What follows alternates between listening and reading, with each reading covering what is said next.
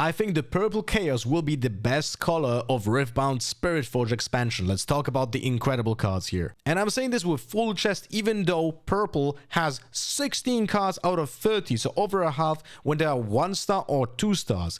But there's 6 stars and 3 5 stars there, which is absolutely mental. Let's jump in. Remember, those are the first impression before playing any of those cards. So at the end of the metagame of Spiritforged, I'm gonna do a compilation video of which things I did get wrong, because there's gonna be a lot of them.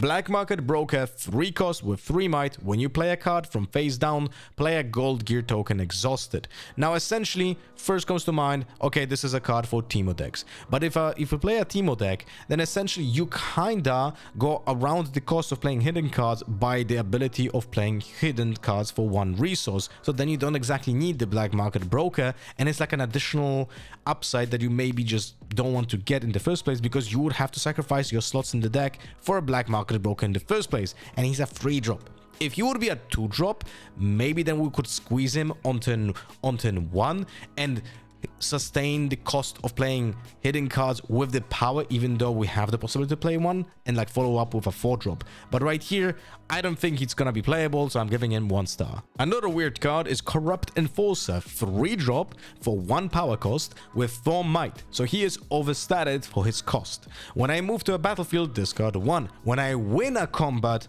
draw 1. Now, it's not guaranteed that you're gonna draw a card, which is a problem then, because it costs you cards in your hand, which makes you think that this card essentially only kinda works in Jinx. But Jinx, I don't think she's gonna be a good archetype still, so this card is gonna be, again, a very, very niche for only the Jinx fans that want to have like a heavy hitter early in the game and make sure that you can trigger the Jinx ability as soon as possible. So 2 stars. Fire Porter is a 4 drop with 4 might. When I move to a battlefield, you may pay 1 power cost to move a unit you control to the same battlefield. You are limited to moving only 1 unit when you do this, so it allows you to move from other battlefields or from base. So you have like some kind of combat tricks available over here, but at the same time, the only archetype that I feel like could benefit from this is Yasuo or Irelia. But at the same time, I don't think you're gonna have the slots for a Fire Porter in those decks, because there are much more meaningful cards that doesn't require you to do setups of 2 cards on specific like positions on the map, when this guy also has to lead the chart. Fortunately, he doesn't cost himself power, so he is just a blank 4 drop otherwise, but because of that, he's gonna be very niche, so 2 stars.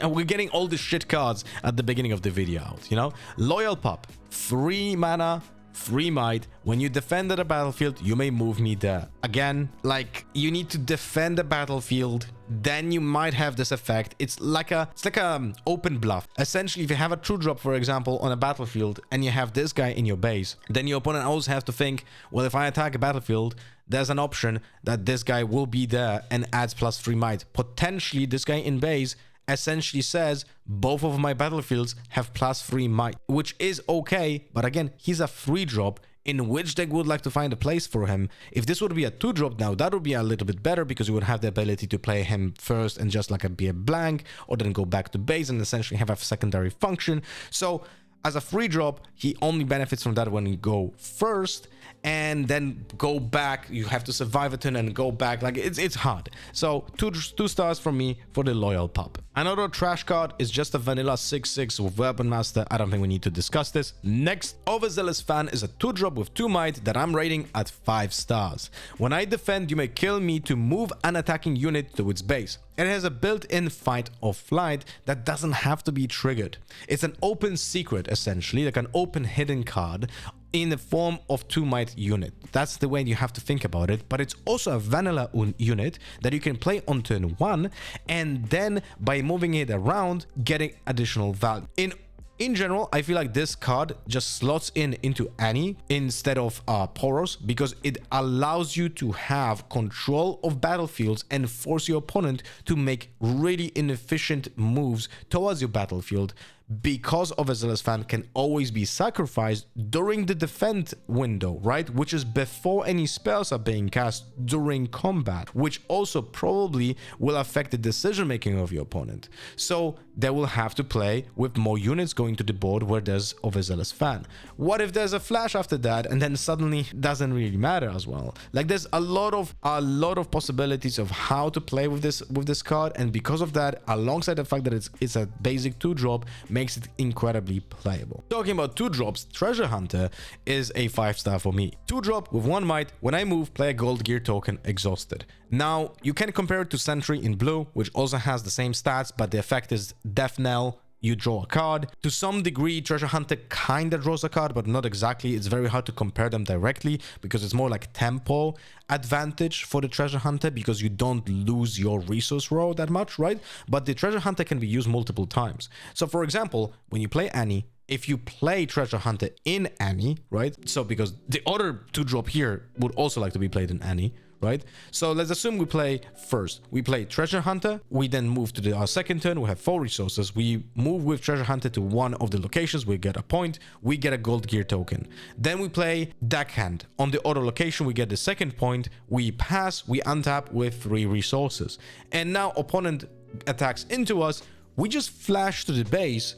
We move our Treasure Hunter back as well. And now suddenly we just created 2 gold gear token, exhausted of course, but they do have value in the future turns. So suddenly the Kaisers that we're gonna use, the Void Seekers, the Dariuses that we're gonna use are not that costly in tempo. Or maybe even because of this, we might actually play the Annie leader unit earlier than typical to draw back a spell, to buy back a spell from the graveyard. Treasure Hunter itself changes the way that you would play out your typical game because you can plan out your turns differently accordingly to the creation of the gold gear tokens. And remember, this creature would still be in your base, so it then creates a 3rd gold gear token the next following turn if it moves. Doesn't matter if it dies or something.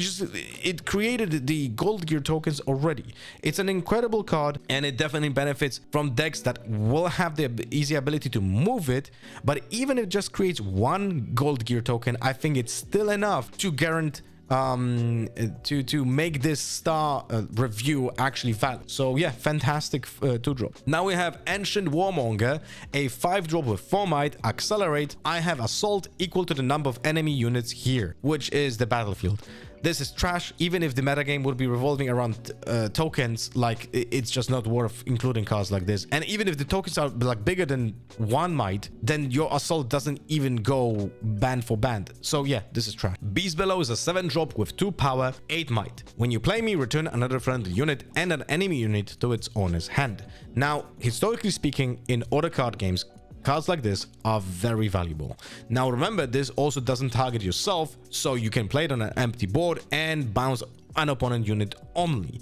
So those tempo swings typically on the card games will allow you to suddenly shift the gears and win those specific games. For example, in World of Warcraft that I played many years ago, there was a unit for 5 mana which had way worse stats. It was like a 5 mana, 2 attack, 3 HP when it comes to like magic stats kinda, or like Hearthstone stats more, and it was bouncing 1 unit of an opponent. Now this guy is very big, doesn't cost that much more, and has also a potential beneficial effect if you want to bounce one of your units that you already have on your board, because they have like an enter the battlefield effect, like Fizz, for example, that we're going to talk about later. Also, this card has some potential combos with one of the spells in the future that I will describe in this video. And this is kind of playable in Aurora to some degree. Like if you're playing Misfortune Aurora, now I don't know if you're gonna be playing Aurora in Spiritforged, but hear me out. If you don't have anything on the board, right, then this guy just comes in and bounces something from the opponent to the hand, denying a score, for example. Obviously, if you play Aurora, you play not a lot of creatures, so you might have already something on the board that is pretty big, and then you have to bounce that creature to your hand when you play Beast Below. But there's some arguments that maybe that's also good. So I would not discredit this card also being potentially used in Aurora. Now, overall, I think it's a decent card. It has its uses and it's overstated over the cost, and the tempo advantage is big enough to justify it in play in some decks. So 4 stars by me. Next one is Harpoon Squad, which is 4 energy, 4 might. When I move from a battlefield, give me +2 might this turn. So it has to move from battlefield to the base or from battlefield to the other battlefield if it has ganking for some reason. Now, obviously, some people will say, well, this is decent in Yasuo, because then from battlefield after holding, it goes back to base, it goes +6 because of the Yasuo leader ability, and then we go to the other battlefield and it attacks for 6. It's still just for 4 energy for 6 might. That is not a phenomenal deal when you have to go through loops and hoops like this to actually get the effect of this card. So for me, this is a 1 star because it's like a terrible Vi, and you don't want to have Vi and a terrible Vi in one deck. The only advantage of this is that it doesn't cost power and you just play it as a 4-drop, and that's about it. Windsinger, a 2-drop with 1 might, hidden. When you play me, you may return another unit at a battlefield with 3 might or less to its owner hand. It's like a built-in gust, which is not bad, right? The problem is it's another 2-drop, which will you replace Gust with Windsinger? Definitely not, because you want to have Gust as a surprise card as well in your hand in a deck like Annie, for example. So this might be played in other archetypes with purple that don't want to play Gust in the deck because of it's a spell, for example. Then maybe it would be considered. But it's not a bad card. I give it 3 stars. It's an okay-ish card with a decent effect because it leaves a body around as well, and you can play it in your base and then still bounce something to the battlefield. So it is definitely not bad, and it might see some play because of that, but I don't think it will replace any cards in the Annie deck. Fizz is a 3-drop with 3 might and costs 1 power for a busted effect. When you play me, you may play a spell from your trash with energy cost no more than 3, ignoring its energy cost. Recycle that spell after you play it, you still have to pay the power cost. Now, this is just pure evil. The guy is gonna be so annoying to play against, which I guess goes in hand with the lore of what actually Fizz does, because he's just an annoying creature. Anyway, you have so many options here. Replaying stack deck, for sure. Replaying the new cold shot for 0 and just drawing cards, for sure. You can do all of that stuff.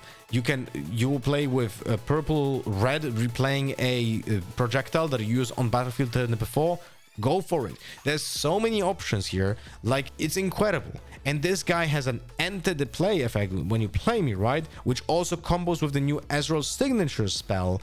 And thank God the signature spell from Ezreal has a banish on its effect, because otherwise you would have an infinite loop here as well. So Fizz is incredible.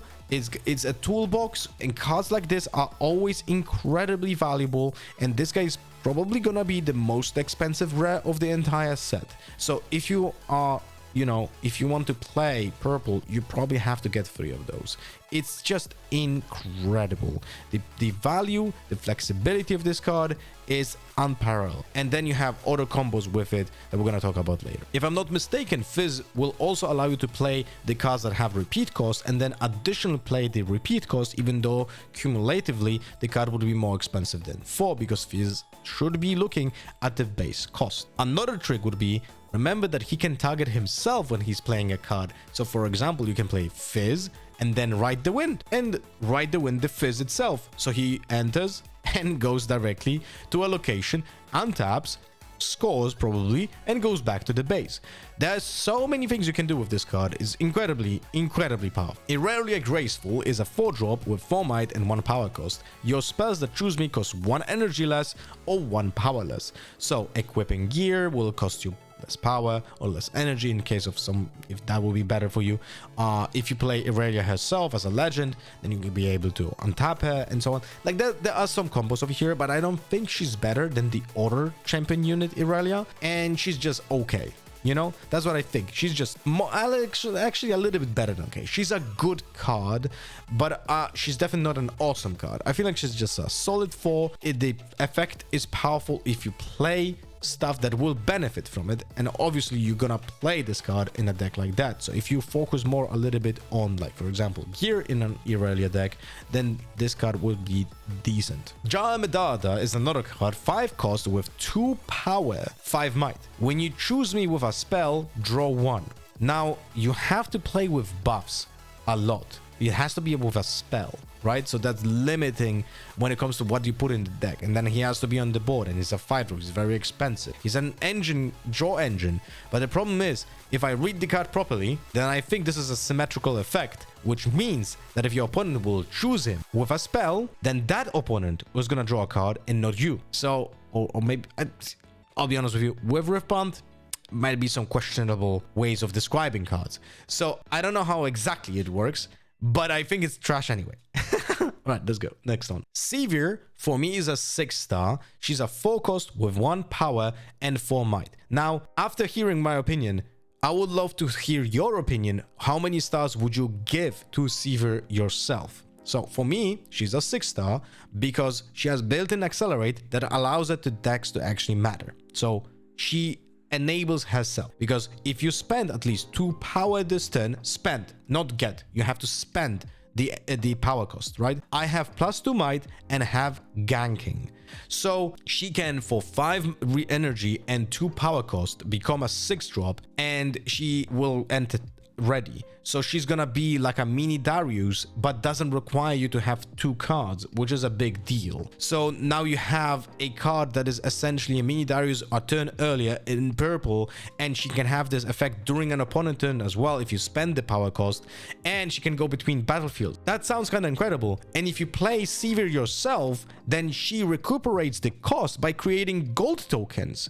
So that is incredible. No, that has to be incredible. Like, for me, this is a 6-star, but I'm really curious about your opinion. So let me know in the comments, how many stars would you give to Sevier herself? And also, has a very nice art. Right, next one is Vex Cheerless. Cheerless. Jesus Christ. Okay, she's not working at IKEA. She's not cheerless. She is cheerless. 5-drop, 5 might, has a power cost. While I'm in combat, friendly spells cost 1 energy and 1 power cost, lasts to a minimum of 1, and enemy spells cost 1 energy and 1 power more. TLDR, if she's in combat, your opponent doesn't play spells.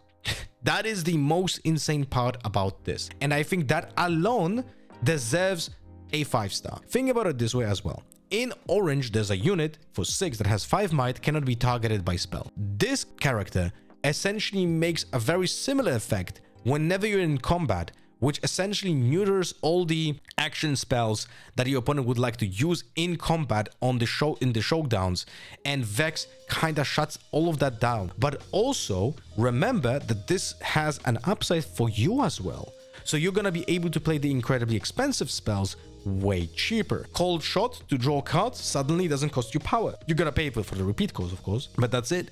Like it buffs you, it allows you to suddenly boost up your tempo during the combats. So it promotes proactive fights, but also promotes you to sequence that in a different way during combat, when more stuff will happen and your opponent cannot play around it, because suddenly multiple of your spells can be used cheaper.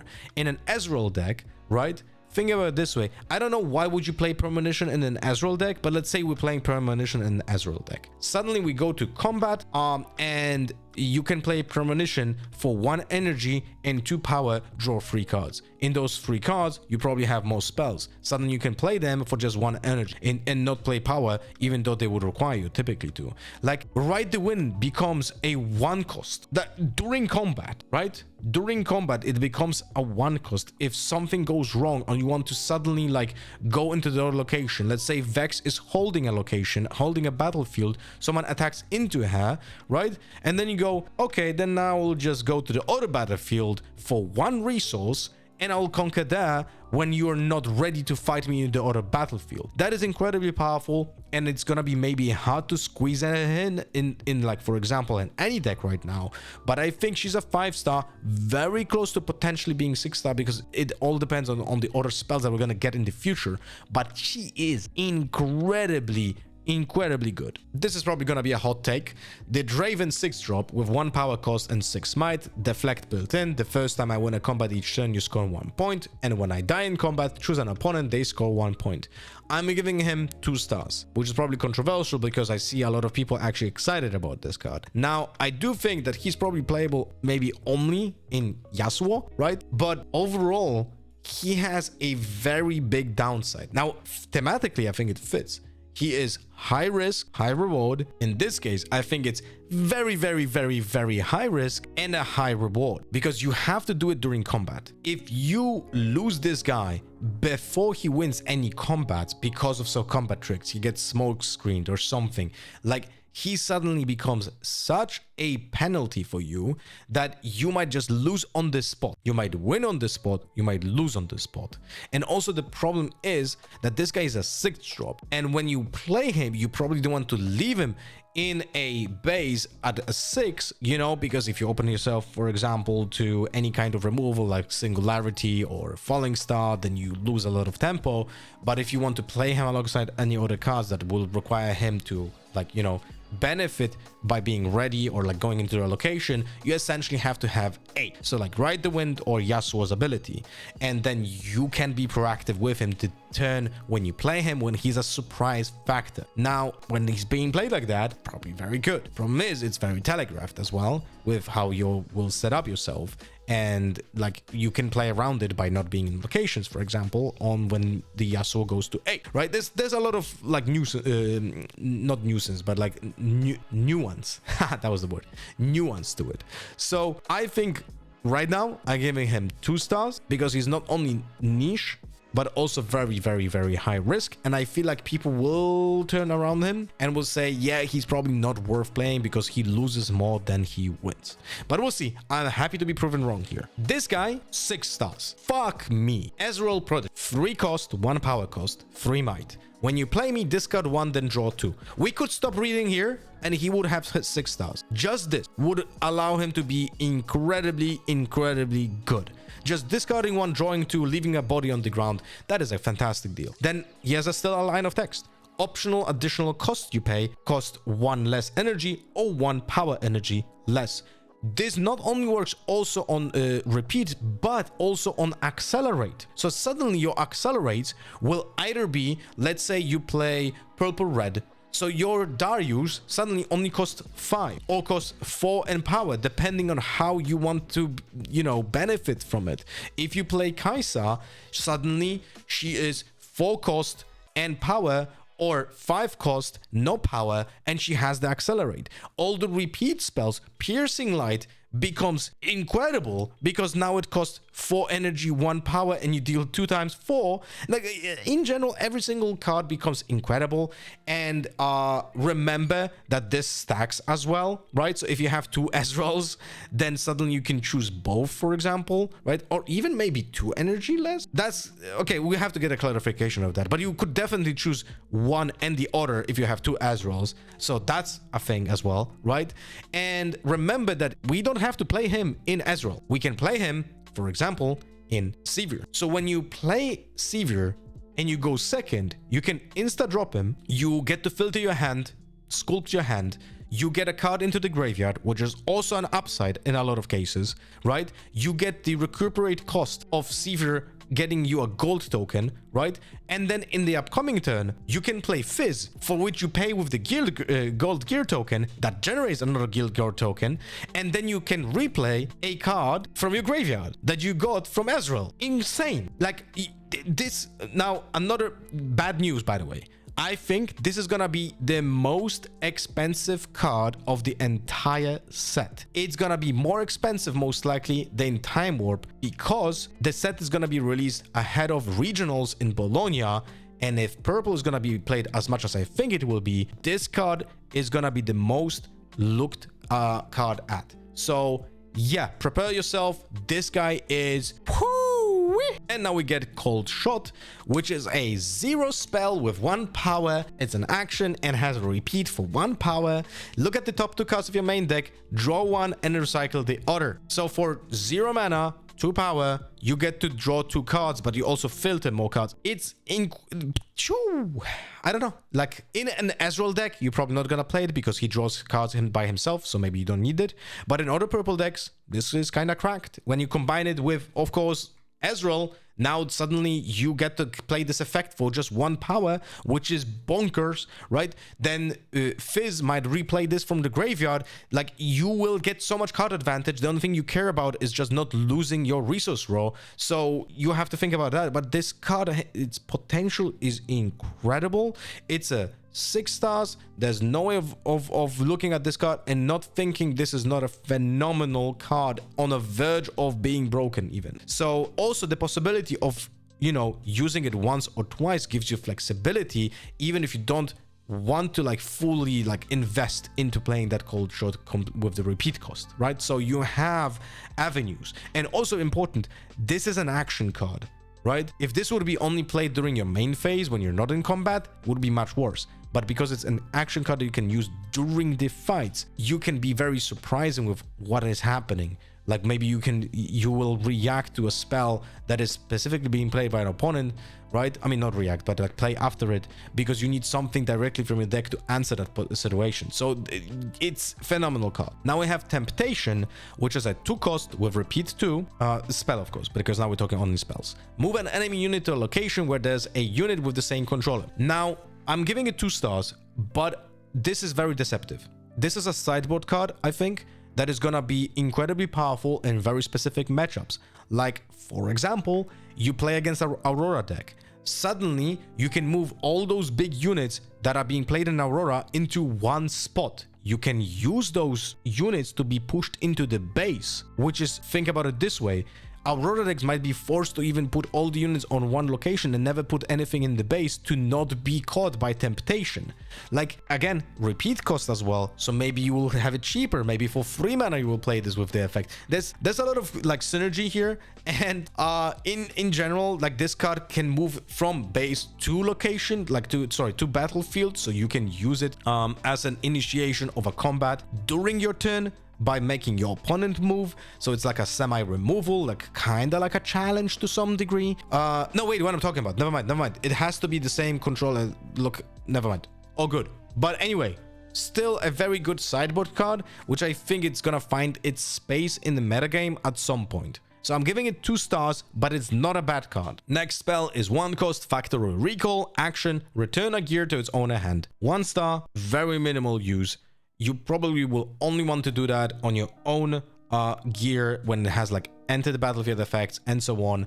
Very, very, very niche. Right now, I don't see any kind of usage for it to be even considered in the deck. Maybe some niche stuff, but like with Scrap Heap to some degree, but it's just rather destroy it. So yeah, 1 star. Next one is the purple counter spell called Hard Bargain. Anyway, 2 cost, reaction, repeat 2, counter a spell unless its controller pays 2. Now, it's not super duper powerful, right? You can play around it, you can just pay the additional cost, but the sole existence of this card makes it very awkward to now play against purple. And because of that, it gets 6 stars by me. If you play Annie, your opponent will always have to think every round, well, you just untapped 2 resources. Do you have Hard Bargain? Can I play any spell, or do I get absolutely fucked, right? This is like incredibly powerful just because of its potential presence. And if it's like open deck lists, having 1 Hard Bargain in your deck makes your opponent always question open mana, which is another advantage when it comes to like competitive environments. So overall, this is an incredibly powerful spell, but at the same time, it's not all powerful, and it's not like mind bending and game breaking, but it puts enough pressure to actually matter in a meta defining way. So yeah, for me, this is kind of nuts. Thank God it's an uncommon. Oh, this is gonna be funny. So Switcheroo is a 2 cost, 2 power hidden card, so you can ignore the cost and just pay it for 1 power.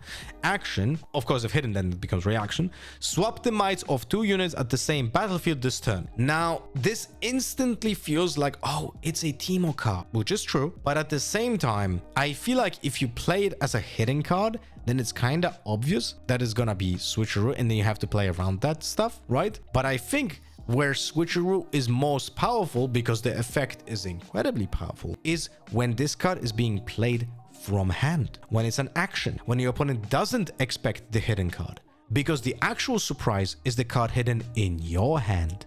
See what I did there, right? It makes sense? I think it makes sense, because you actually hide the information twice. So, and then suddenly the cost makes sense because it's an incredibly powerful card, which could potentially win almost every single showdown for you, right? So I think this is a very good card.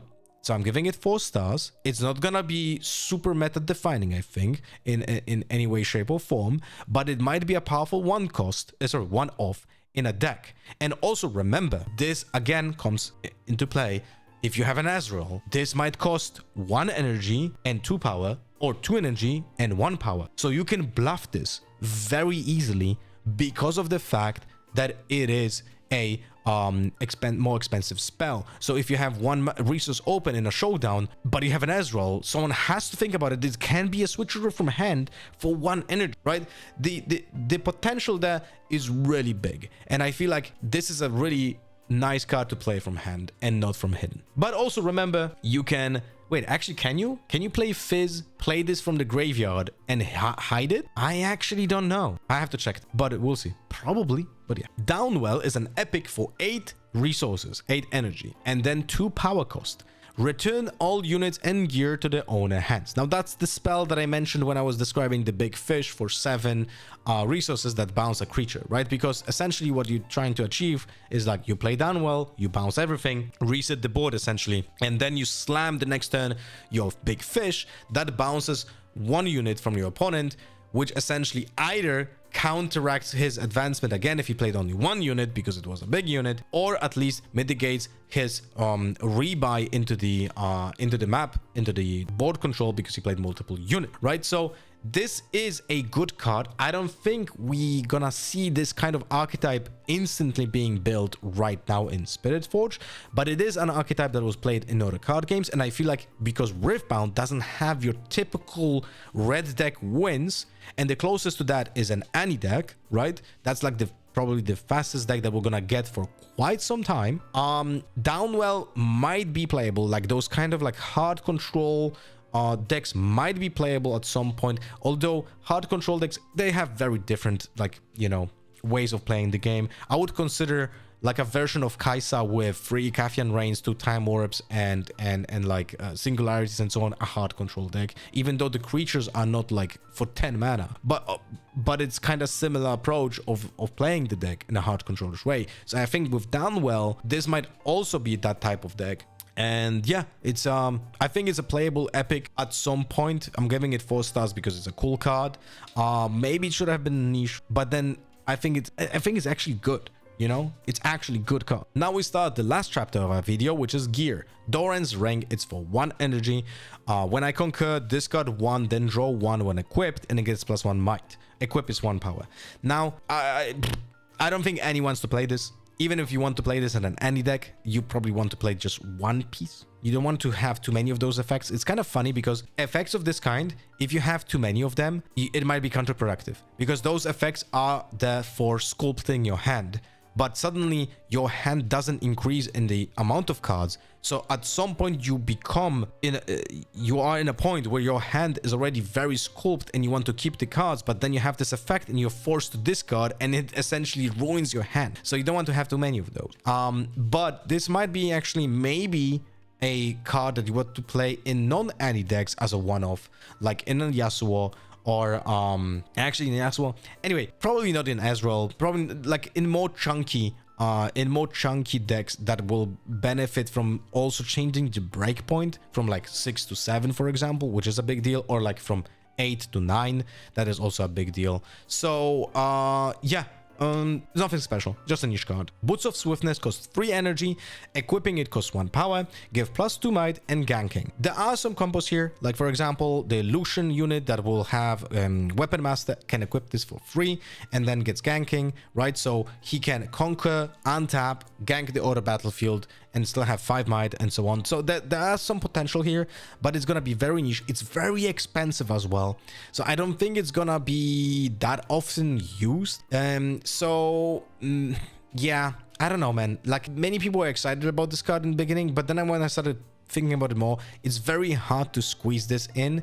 And if you play a deck that wants to play gear, that gear probably has to be like one-off. So you don't want to play more gear than just Boots of Swiftness, because then you're gonna get exposed by a bit like gear hate, and that's a problem. So you want to have minimal amount of gear, all so much gear that you reach a critical point and you don't really like get hit by hate so much, right? So yeah, I'm not excited about this one, as I was thinking after reading it first and thinking about it. Cool is 1 energy, equip for 1 power, gets +1 might. When I concur, play a gold gear token, exhausted. It's a filler, right? Now, you don't want to waste your deck slots for cards like this. Like, I don't think this is any good. Edge of Night for me is a 6 stars, but maybe it should be a little bit less. It costs 3 energy. It has hidden. When you play this from face down, attach it to a unit you control here. Normal equip costs you 1 power. It just gives +2. So it's like a buff spell, right? But it's an equipment. So it stays on the board if the creature is dying, and then you are able to equip it for the 1 power cost. Decks like Teemo can play this just by paying 1 resource, but otherwise think about this card as a 0 energy cost but 1 power cost equipment that stays on the board. And when you think about that and you look at the card, and instead of 3 you see a 0 and 1 power symbol, you kind of start understanding that this might be actually very good, right? So for me, this is a 6 stars card because of the potential value over time, and it's also tempo value because you can play this very, very fast. For example, you play Deckhand, you go to an open battlefield, immediately drop the Edge of Night in that location. Suddenly Deckhand is a 4-drop, right? Because it gets +2 might. And even if it dies, that's okay. You still get to keep the Edge of Night, so you can then equip it to another unit and essentially gain tempo that you lose by using the resources, but you gain card advantage because this will allow you to win more fights. So in my eyes, this is a 6 stars. Like, you have to play around it. It gives a lot of value.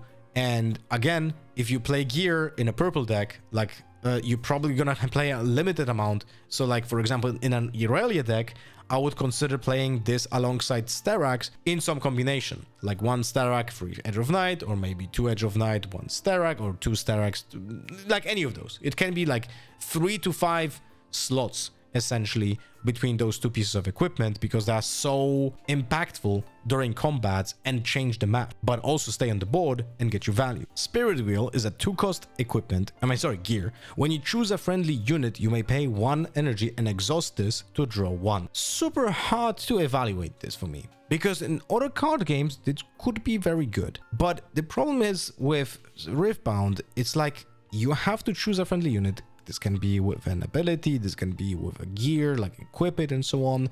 But then you essentially, for the first card you draw, you pay 3, right?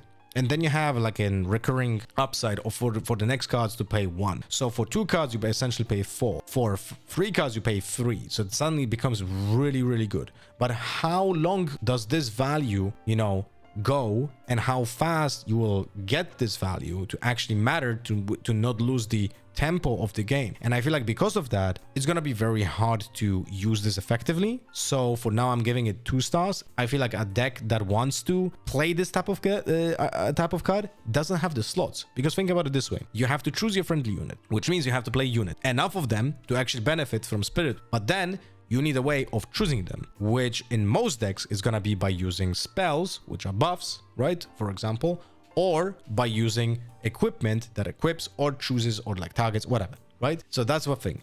Or you would have to have a legend that chooses a unit, right? So there's some possibilities there as well, like Yasuo, for example. But the problem is that you still have to have other avenues other than just your legend here, right? So it's very hard for me to justify paying this like cumulative cost over time unless the game will significantly slow down, and I don't think we're at that spot right now. And the last card of the video is gonna be Last Rites. 3 energy, equip costs 1 power, and then as a cost you have to recycle 2 cards from your trash, right? So you cannot do it super fast. If you don't have cards in your graveyard, you cannot equip this. It gives you 2 might, and then says, when I conquer, or hold, you may play a unit from your trash, but you have to pay full cost. Think about this card as a reverse Aurora. You can play it earlier, so you can split the cost, and it's very obvious what's going to happen. And when the cards advantage is coming from, because you're fueling the cards into the graveyard, there are ways of that doing with battlefields or unit spells. So there's a lot of ways of getting cards into the graveyard, right? And then the graveyard becomes your hand. So you're able to play those units. But unfortunately, to do that, you have to conquer or hold, which is another problem you need to solve in this puzzle to get the potential value, and the potential value isn't game breaking. So I was very close to giving this a 1 star, but I'm giving it a 2 star because this kind of like reanimator type of strategy at some point in every card game was playable, so this might be playable at some point as well. It just requires you to have a creature that will be very cheap in the graveyard and have some broken effects, so maybe some 0 energy cards and so on, but then you still have to be strong enough to control the battlefields, right? So it's there are some hoops you have to jump through, that's for sure, but it's a fun card, that's for sure. But it's probably not a competitive one, at least for the next few expansions. All right, that's gonna be it for the Chaos cards. We'll have one still color left, the yellow, for the next video, and then also the Legends. So we're gonna have 2 videos in the Spiritforged playlist when it comes to the card reviews. Hope you guys enjoyed this one. If you have, of course, any opinions, comments, just don't be nasty or rude in the comment. And if you want to be nasty in the comments, just say that you don't wash your feet. Anyway, bye-bye. See ya.